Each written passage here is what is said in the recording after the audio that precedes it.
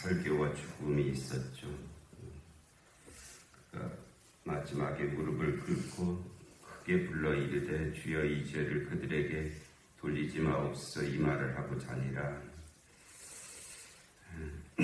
예수님께서 십자가에서 첫 번째 하셨던 말씀, 아버지여 저들의 죄를 용서하여 주옵소서 자기들이 하는 것을 알지 못함이니이다 하신 그 말씀이 이제 스데반의 입에서 다시 한번 고백된 그런 말씀이었는데,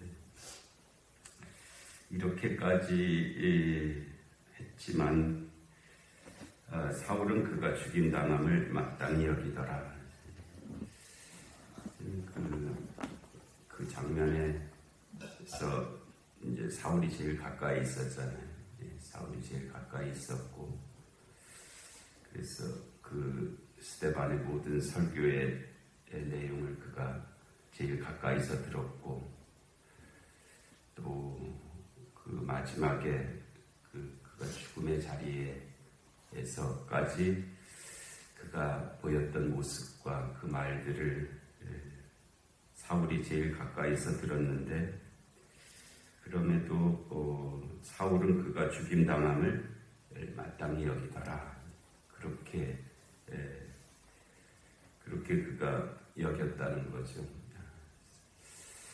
아직은 이제 그가 때가 되지 않았기 때문에 이런 모습이었는데, 지난번에도 말씀드린 것처럼 그 루스드라에서 자기도 돌에 맞잖아요. 자기도 돌에 맞아서 그랬을 때 아마 이때가 생각이 났을 거예요. 스데반이 생각이 나고, 나한테 나한테 던져지는 이 돌이 이런 것이었구나 하는 것을 이제 바울이 그때서야 이제 깨닫게 되었겠죠. 더 깊이 그 돌의 의미를 알게 되었을 것이고요. 그래서 그날에 예루살렘에 있는 교회에 큰 박해가 있어 사도 외에는 다 유대와 사마리아 모든 땅으로 흩어지더라. 이제 초대교회가 드디어 박해의 시대로 이제 넘어가는 그 분기점이 되었던 사건인데, 그래서 그날은 이제 그 스데반의 죽음, 순교를 가리키는 날이고요. 예루살렘에 있는 교회, 초대교회죠. 예루살렘에 있는 교회에 큰 박해가 있어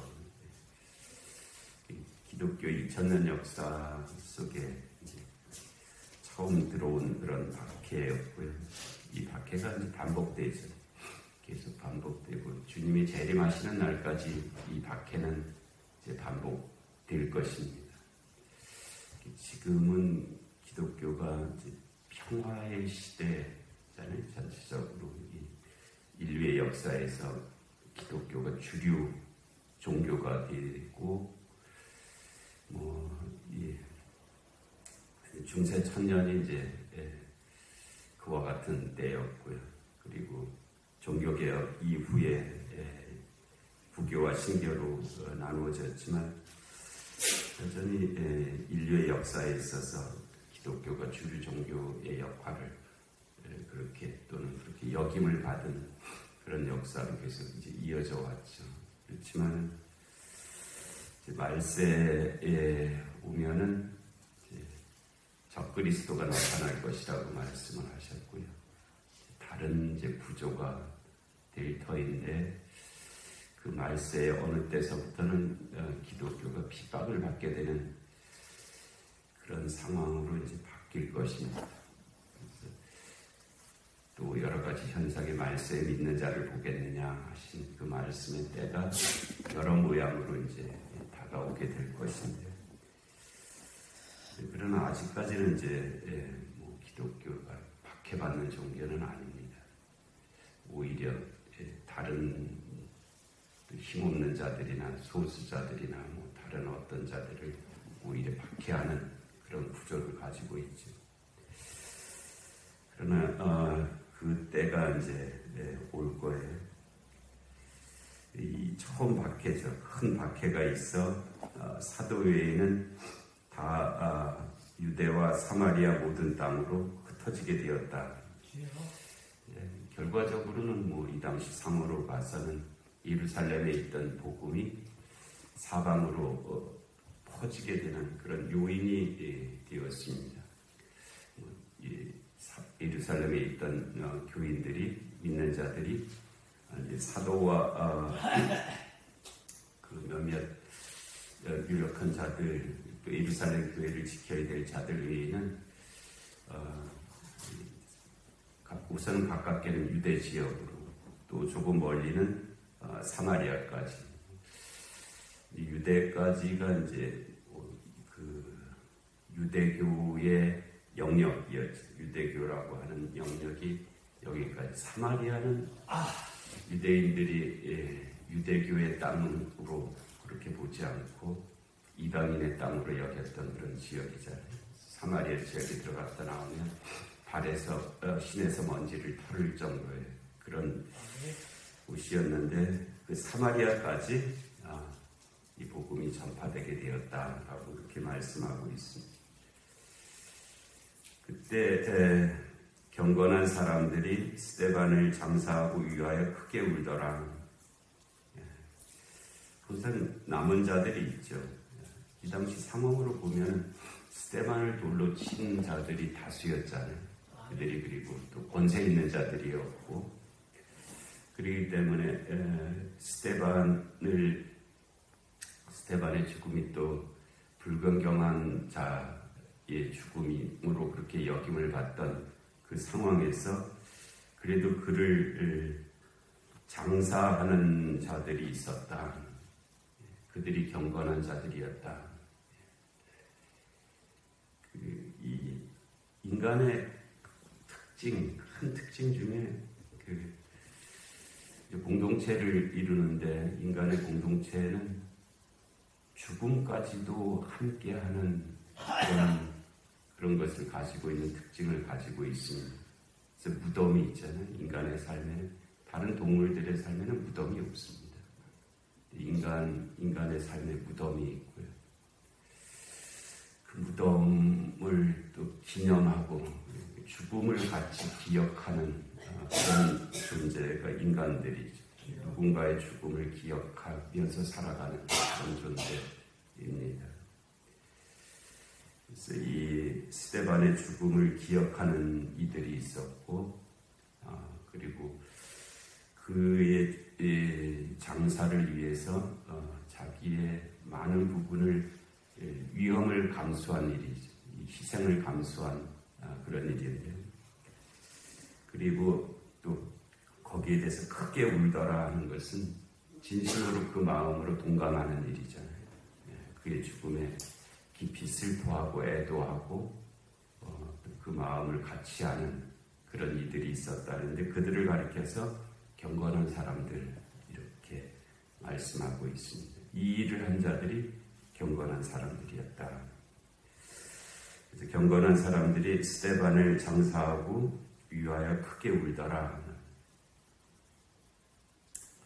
사울이 이 교회를 잔멸할 때, 아주 정말 잔혹한 그런 표현인데, 교회 잔멸 하나도 남겨놓지 않고 다 멸하려고 했다, 그런 뜻입니다. 그 일에 사울이 앞장섰다. 사울이 그 일에 앞장섰다. 사울이 교회를 잔멸할 때 각 집에 들어가 남녀를 끌어다가 옥에 넘기니라. 예루살렘과 유대와 사마리아 지역까지를 포함하는 그런 개념이겠죠. 특별히 예루살렘을 중심으로 해서 믿는 자들을 각 집에까지 찾아가서 남녀를 끌어다가 옥에 넘기는 그런 일을 사울이 앞장서서 했다는 거예요. 그래서 이가 나중에 이제 심지어는 저 다메섹까지 가잖아요. 저는 아직도 이게 어떤 정황이, 그건 이제 사실이었죠. 사울이 다메섹까지 가서 믿는 자들을 잡아오려고 했다는 것은 사실이었을 터인데, 어떻게 그 사실이 가능했는지는 정황을 잘 이해를 못하겠어요, 역사적으로. 왜냐하면 예루살렘에서 다메섹까지가 아주 먼 거리거든요. 260km 정도 되는 아주 먼 거리입니다. 직선거리로 그렇고요. 그거를 뭐 이렇게 사람이 가는 길로다가 따지면은 상당히 이렇게 개념화시키기 어려운 거리고, 또 그 당시 이 유대인들은 그 로마의 지배 아래 있던 사람들이거든요. 자체적으로 행정권이 없는 사람들이에요. 자체적인 어떤 집행할 수 있는 그런 권한도 없었고, 그럴 수 있는 그런 무슨 힘이 주어지지 않은 그런 식민지의 사람들인데, 예루살렘에서 뭐 자치적으로 믿는 자들을 잡아가는 것은 가능한 일이었을 것 같아요.